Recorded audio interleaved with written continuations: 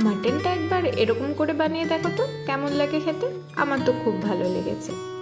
প্রথমে আমি একটা পাত্রে 500 গ্রাম মতো মাটন নিয়েছি, তার মধ্যে দিয়েছি সামান্য নুন, হলুদ আর সর্ষের তেল।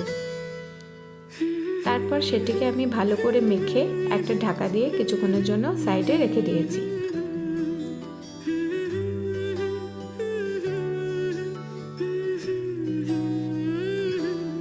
এরপর একটা পাত্রে আমি কিছুটা টুকরো আলু নিয়েছি, তার মধ্যে নুন হলুদ দিয়ে সেটাকে মাখিয়ে রেখেছি। এখানে মশলার জন্য নিয়েছি রসুন, পেঁয়াজ, আদা, গোটা ধনে, গোটা জিরে, শুকনো লঙ্কা, গোটা গরম মশলা আর একটা টমেটো। প্রথমে কড়াইয়ে তেল দিয়ে একে একে গোটা ধনে, গোটা জিরে, শুকনো লঙ্কা আর গরম মশলাটা একটু ভেজে নেব।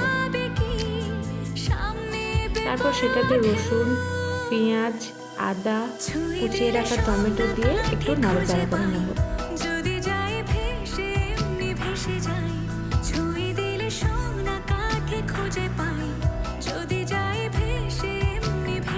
দেখো এটা আমার একটু ভাজা ভাজা হয়ে এসেছে। এরপর আমি এটা তুলে একটু ঠান্ডা করে একটা মিক্সির বাটিতে নিয়ে সেটাকে পেস্ট করে নেব।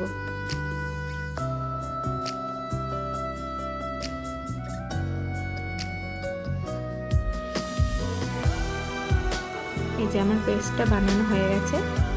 এরপর কড়াইয়ে বেশ কিছুটা তেল দিয়ে কেটে রাখা আলুগুলো আমি এক এক করে ভেজে নেব।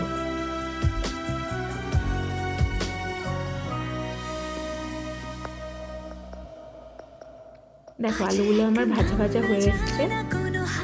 এরপর আমি একে একে আলুগুলো তুলে নেব। এরপর কড়াইয়ে আলুটা ভাজার পর যে তেলটা ছিল সেটার মধ্যেই সেই বেটে রাখা মশলাটা অ্যাড করব।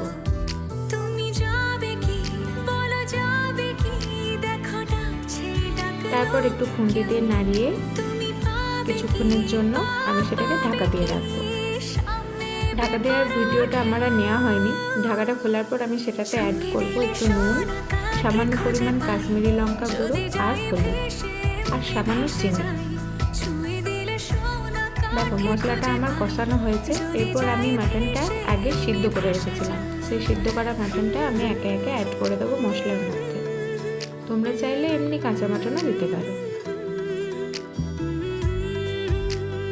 তারপরে আমি মাটনটা আর একবার ভালো করে কষিয়ে তার মধ্যে জল আর আলুটা অ্যাড করে দেব।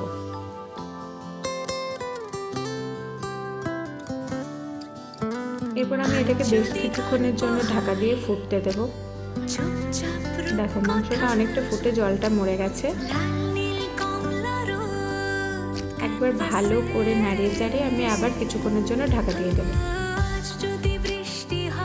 ঢাকাটা খোলার পর অনেকটা ঝোলটা কমে গেছিলো। এরপর আমাদের তো ভাতের সাথে ঝোল লাগবেই, তার জন্য বেশ কিছুটা জল দিয়ে সেটিকে কিছুক্ষণের জন্য ফুটতে দেবো। দেখো আমাদের তৈরি হয়ে গেছে লাল লাল ঝাল ঝাল মাটনের ঝোল। তোমরা একবার এরকম করে বানিয়ে দেখো তো কেমন লাগে।